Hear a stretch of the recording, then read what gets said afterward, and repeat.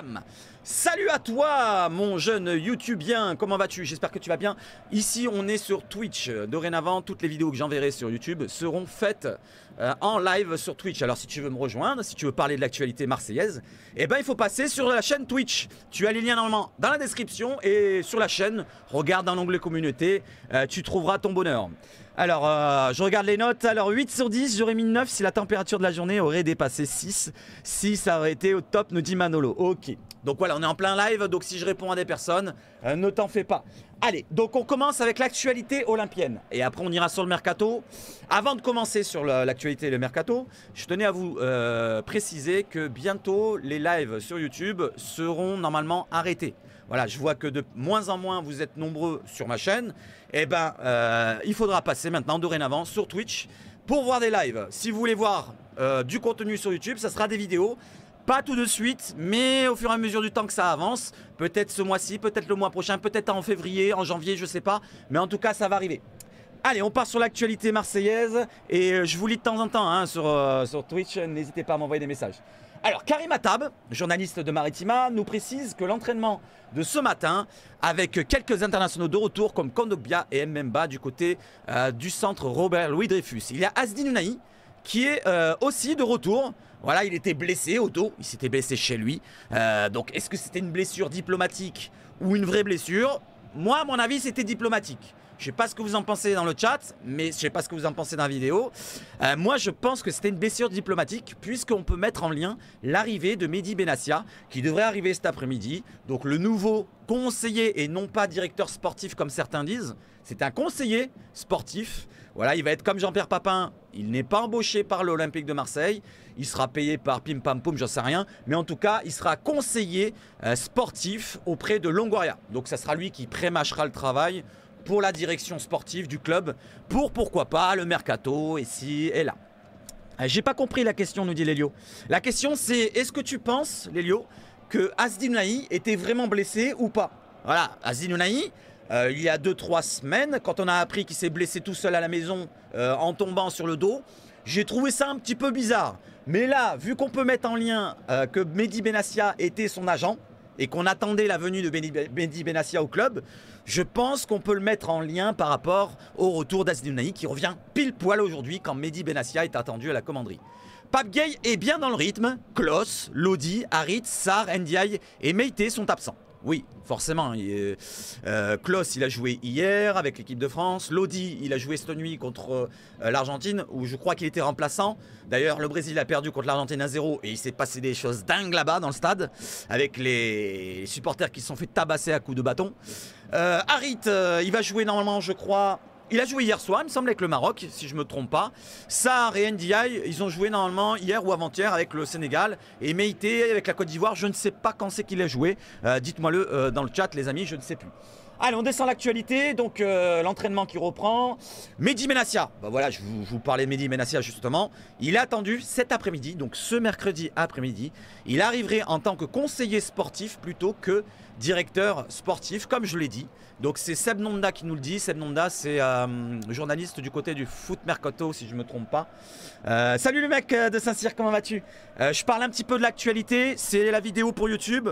Donc m'en veux pas si je te réponds pas, mais je te réponds si tu m'envoies des messages de temps en temps.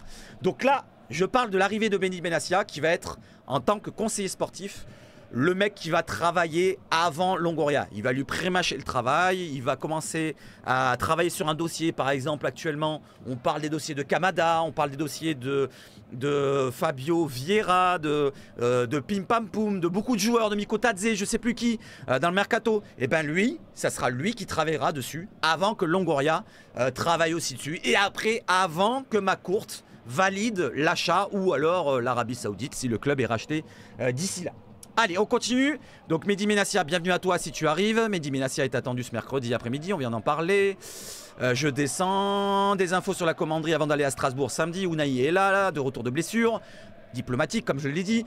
Pas mal d'internationaux absents, beaucoup d'intensité, comme toujours avec Gattuso. Ça, c'est bon. En direct de Bordeaux, on est d'accord. Le monde devient fou. Regardez ce que je viens de voir. Bon, ça, on s'en fout, c'est pas du foot. AVB, présentation de Pape Gueye. C'est une personne très intéressée par le développement du jeu. Bon, on s'en fout, ça date de l'an des Rhodes. Un proche du vestiaire sur Bilal Nadir. Alors Bilal Nadir, il y a eu un article dans La Provence, d'ailleurs c'est relayé par La Provence. La Provence qui nous parle de Bilal Nadir et qui nous parle en bien de Bilal Nadir. Il est venu, on s'en souvient, il y a 2 ans et demi avec son compère Salim Benseghir venu de Nice. Dans les bagages de Guendouzi puisqu'ils avaient le même agent. Ça je savais pas et je l'ai appris là finalement en lisant un petit peu l'article. Donc est-ce que vous savez vous qu'ils étaient le même agent, qu'ils avaient le même agent que Guendouzi? Donc ils ont venu dans la même valise. Salim Benseghir s'est éteint, il a été prêté à Valenciennes l'année dernière, il n'a pas réussi. Cette année il est prêté à Neuchâtel en D2 Suisse.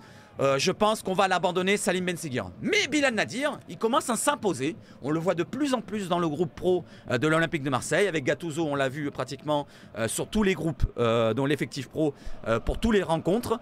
Il a eu quelques minutes de jeu. Et là, avec le Maroc U23, il a marqué un superbe but contre les États-Unis. Donc il commence à montrer le bout de son nez avec son pied gauche. Il peut jouer un rôle de relayeur devant la défense, un rôle sur un côté, à droite, à gauche, dans le milieu de terrain. Mais le meilleur poste qu'il a apparemment, selon La Provence et ses anciens coachs qui l'ont élevé du côté de Nice et quand il arrive à Marseille, il parle de lui d'un joueur comme relayeur ou pourquoi pas meneur de jeu, avancer, reculer, peu importe. Il peut remplacer pourquoi pas Harit s'il est blessé, il peut remplacer un Kondogbia ou un Vertou ou un Rongier. Voilà un petit peu son profil à Bilal Nadir, qui pour l'instant montre le bout de son nez. À 20 ans bientôt, il va pourquoi pas avoir sa chance dans pas longtemps, le jeune Marocain. Donc bonne chance à lui. Ensuite on continue, Family Step qui nous met des bons tifos, on continue. Et on va parler normalement du Mercato, à moins que vous voulez parler de vente. Bon, la vente, je ne vais pas en parler longuement, mais Thibaut Vizerian qui continue à alimenter la chose.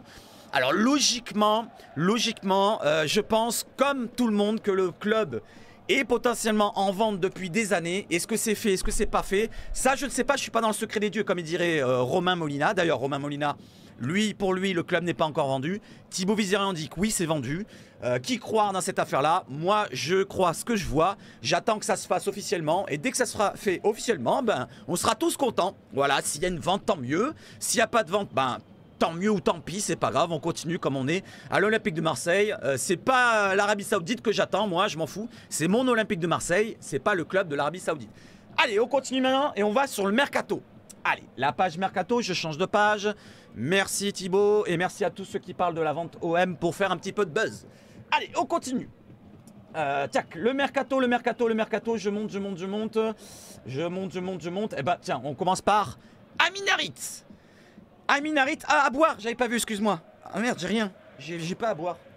J'ai pas à boire, ah si, j'ai à boire. Merci. Voilà, j'ai bu, merci Lélio. Alors, Amin Harit figure sur les tablettes du Napoli. Pour le Mercato d'hiver, pour quel montant le lâcheriez-vous? Donc j'avais pas vu qu'il y a une question, mais j'ai vu juste l'info qui est tombée de Il Messaggero, je sais plus c'est quoi ou quoi exactement comme journal italien. Alors Amin Harit, est-ce que vous le laisseriez partir du côté de Naples ou pas? Voilà, est-ce que vous le garderiez? Absolument, sachant qu'on a pratiquement qu'un joueur qui peut jouer ce poste-là actuellement, lui, parce que c'est finalement lui le meilleur à ce poste-là de numéro 10, on va dire, ancien numéro 10, dans ce 4-2-3-1, devant les deux milieux récupérateurs. Il y a possiblement un Vertou, mais on l'a vu lors des derniers matchs qu'il n'était pas terrible. Donc qu'est-ce que vous en pensez? Est-ce que vous venderiez Amin Harit du côté de Napoli et pour combien? Dites-moi une somme dans les commentaires, dans la vidéo les amis, et vous aussi dans le chat. Combien vous le venderiez Amin Harit? Alors moi je pense que c'est du fake. Alors tout ça pourquoi? Parce qu'il revient de blessure. À mon avis, on ne va pas prendre trop de risques dans les 6 premiers mois. Là, il revient, même pas 6 premiers mois, ça fait combien? Ça fait 3 mois qu'il a repris. Je pense que le Napoli, s'ils doivent prendre un Amin Harit, ça sera plutôt pour l'été qui va arriver. Ils vont attendre qu'il confirme un petit peu toute la saison. Ça, c'est mon avis personnel. Je ne sais pas ce que vous en pensez, mais moi, j'attendrai, si j'étais un club, de voir s'il n'y a pas une rechute derrière. Là, actuellement, en plus, Amin Harit est un peu moins bien sportivement. Donc, attendons de voir du côté du Napoli, si bien sûr, j'étais du côté du Napoli. Je le lâcherai même pas, nous dit Lélio. Ah ouais? S'il te propose 20 millions d'euros, tu le lâches pas?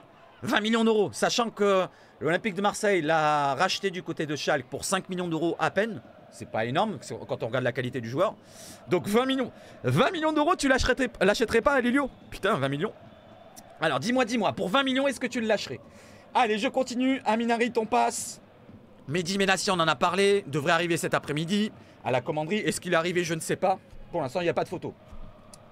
Fabio Vieira, on va en parler tout à l'heure. L'OM espérait au moins 2 renforts lors du mercato hivernal. Ça, c'est RMC lors de l'interview de Longoria du côté d'RMC Sport. Il avait dit on recherche un latéral gauche pour être possiblement en concurrence ou le remplaçant de Renan Lodi. Parce que Soglo pour Gattuso, ce n'est pas un latéral gauche. Et au poste d'ailier aussi. Au poste d'ailier.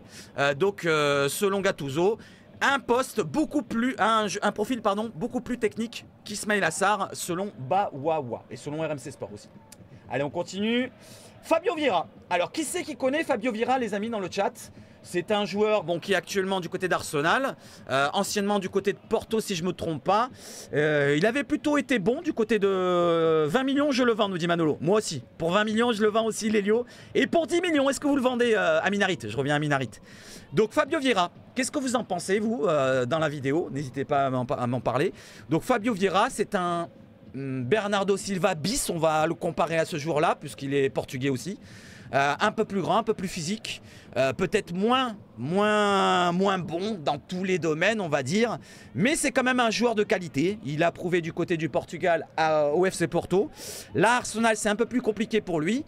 Et je ne sais pas quoi en penser, franchement. Est-ce que c'est vraiment ce profil-là que recherche l'Olympique de Marseille pour être sur un poste d'ailier? Je ne sais pas encore si ça sera une vraie piste. Alors c'est la Minute OM ou la Tribune OM qui nous relaye ça, la première info. Ils veulent se batailler pour l'info. Est-ce que c'est une vraie info? Est-ce que c'est une rumeur juste pour faire un petit peu le buzz? Je ne sais pas. Pour l'instant, on va attendre un petit peu de voir. N'hésitez pas à réagir dessus. Et je viens de renverser mon verre, les amis. Voilà, c'est bien ça. Allez, on continue. Fabio Vieira, la prochaine piste. Ensuite, on descend. On en a parlé d'Aminarit. On descend. Là, ce joueur-là, voilà ce que j'attendais. Ce joueur-là, Daichi Kamada. Déjà, je le voulais cet été. Daichi Kamada, le japonais, anciennement joueur de l'Eintracht Francfort, qui est dorénavant du côté de la Lazio. Il a signé 1 an de contrat là-bas du côté de la Lazio. Donc, à partir de janvier, s'il ne s'en sent pas bien là-bas du côté de la Lazio, il devrait potentiellement pouvoir signer où il veut, gratuitement. Voilà, donc du côté de l'OM, du côté d'un autre club. Qu'est-ce que vous en pensez de cette piste-là, Daichi Kamada? Et ça vient peut-être en lien avec un départ, peut-être, d'Aminarit, on ne sait jamais, peut-être que j'ai faux. Non, pour 11 millions, je le vends, nous dit Lélio. Ok, pour 11 millions, tu le vends? Ok. Et Daichi Kamada, est-ce que tu le prendrais pour remplacer Aminarit? Est-ce que vous le prendriez, vous, dans la vidéo? N'hésitez pas à réagir dans les commentaires. Est-ce que vous préfériez avoir un Daichi Kamada ou un Aminarit? Vous n'avez pas le choix. Je vous laisse pas le choix. On doit vendre un joueur et c'est malheureusement Aminarit qui part pour prendre Daichi Kamada. Est-ce que vous faites le move? Est-ce que vous prenez Daichi Kamada à la place? Même, je vais vous dire, j'hésite quand même. Daichi Kamada, il a quand même un certain vécu en Coupe d'Europe, un certain vécu même en sélection. Il a joué la Coupe du Monde avec le Japon. Il n'est pas si vieux que ça, il a que 26 ou 27 ans si je ne me trompe pas. Donc Daichi Kamada, c'est un excellent joueur. À la place d'Aminarit, je ne sais pas, moi je le prendrais, mais je récupérais peut-être de l'argent dans le move parce que finalement Aminarit on peut le vendre et Daichi Kamada on peut lui donner une petite prime à la signature. Qu'est-ce que vous en pensez? Ça dépend encore, si Harit on va voir, il fait un bon mois de décembre nous dit Lélio. Oui je le prends le japonais nous dit Manolo, pardon. Ok, donc c'est un excellent joueur japonais, milieu de terrain offensif qui peut jouer numéro 10, il peut jouer sur un côté gauche, sur le côté droit peut-être un peu moins. Voilà les amis, donc il est assez grand de taille pour un japonais, et c'est pas rédhibitoire de se faire ça. Donc il fait 1m84 je crois, et c'est un profil un peu différent de, comment il s'appelle, d'Aminarit, un peu plus physique. Allez je continue, on avait cette piste là. Cette piste-là qui nous vient du PSV Eindhoven, c'est un joueur mexicain, vous le connaissez tous, c'est Hirving Lozano, ancien joueur de Naples, tiens, comme par hasard.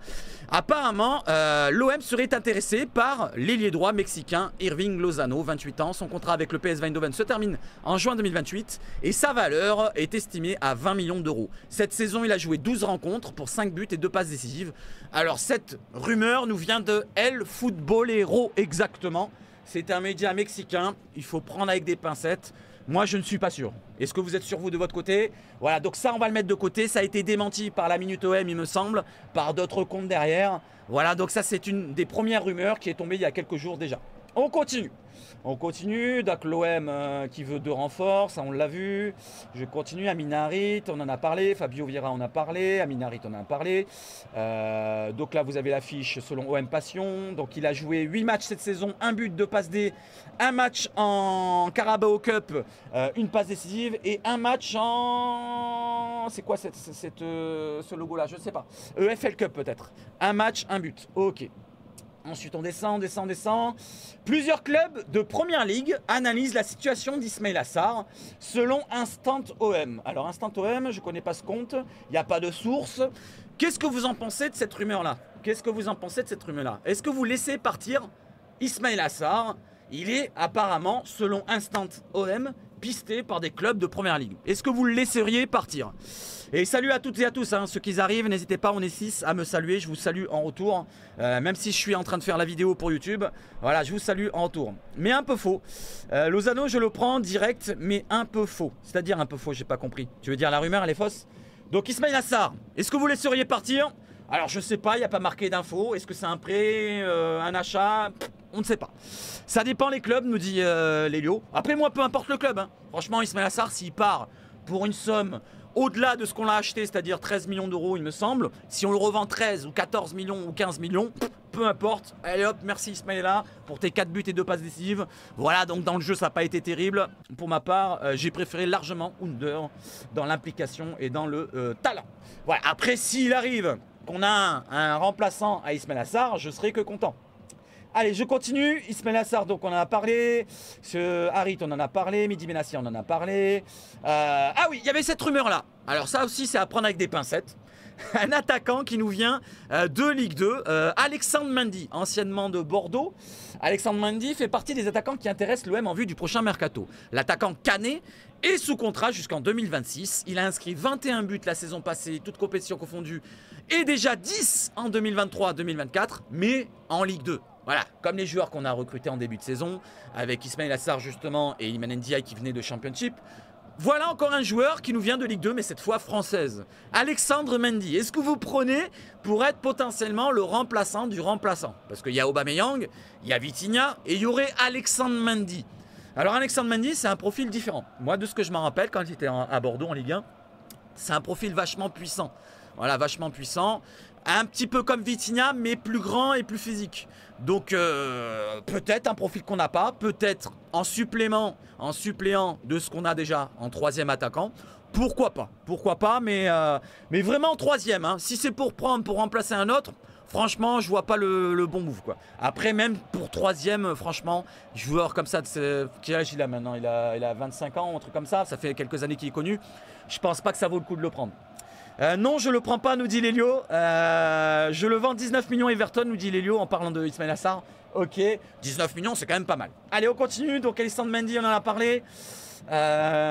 Suite à son opération, Valentin Rongier devrait être absent pour une durée minimale de 3 mois. Ça, on en a parlé la dernière fois. On l'a vu. Longoria pointe du doigt. Alexis Sanchez, les dessous d'une rupture, on s'en fout. C'est fini. Ça sert à rien d'en reparler tout le temps. 28 ans, Irving Lozano, on en a parlé. Fabio Vieira, on en a parlé. Il me semble qu'il y avait Pape Gueye aussi. Il me semble qu'il y avait Pape Gueye aussi dans les rumeurs. Est-ce qu'il a... Ah, il y a ça aussi, les amis. Il y a ça aussi. Le retour de Luis Enrique. Est-ce que vous avez vu du côté de la Provence? Bah c'est la Provence, il relaye là. Luis Enrique pourrait faire son retour. Il a une option d'achat qui est liée à son temps de jeu qui devrait être non levé du côté de Botafogo. Voilà, il n'a pas eu le temps qui est adéquat par rapport à la levée d'option d'achat du côté de Botafogo de 6,5 millions d'euros s'il lève l'option. C'est le club de Textor, le président Lyon, qui ne veut pas investir autant d'argent sur le joueur brésilien. Normalement, il devrait revenir à l'Olympique de Marseille. Il devrait revenir dans le 1er janvier. Qu'est-ce que vous en pensez du retour de Luis Enrique? Dites-moi dans les commentaires, dites-moi dans le chat. Moi, pour ma part, Luis Enrique, ça m'intéresserait de le revoir. Sachant que sur le côté gauche, parce que c'est son poste en ailier gauche, on a Correa qui a les chemises à fleurs. On a Iliman Ndiaye qui regarde ses pieds quand il joue. On a, je sais pas qui c'est qu'on a sur le côté gauche. On a Ismaïla Sarr qui peut jouer côté gauche. C'est pas sa panacée, je préfère côté droit. Voilà ce qu'on a du côté gauche. Est-ce qu'un Luis Enrique ne serait pas finalement la bonne option, sachant qu'on n'investirait aucun argent dessus? Voilà, c'est un retour de prêt, il nous revient. Il a un petit salaire, n'oublions pas qu'il a un petit salaire, je crois que ça aussi autour des 70 000 par mois, c'est pas un gros salaire. Il est encore jeune, il a 2 ans de contrat encore à l'OM ou 3 ans, je crois que c'est 2025 ou 2026, je sais pas si je me trompe. Donc pour ma part, moi je sais pas si je le reprendrai pas et le testerai pas. Voilà, si Gattuso m'entend, je pense que la bonne option ça serait de le tester sur ce poste de côté gauche. On a de 1er janvier jusqu'au 31 janvier pour le tester. Jusqu'au 31 janvier le mercato. S'il fonctionne pas dans les premiers jours, pourquoi pas, dans les premiers matchs pardon, pourquoi pas le revendre directement. Sachant qu'il y a la Coupe d'Afrique des Nations qui va commencer. Si on a la Coupe d'Afrique des Nations, il va nous manquer Ismail Assar, Iliman Ndiaye, Amin Harit, Aziz Nounahi, j'en oublie peut-être un, et François-Régis Mug. Il nous manque beaucoup de joueurs offensifs. Donc pourquoi pas récupérer Luis Enrique gratuitement. Voilà, c'est un test. Message d'une personne utilisant le chat pour la première fois, Topalex. Comment il va? Salut Topalex. Tu es qui? Dis-moi, tu es qui sur YouTube si tu reviens de YouTube?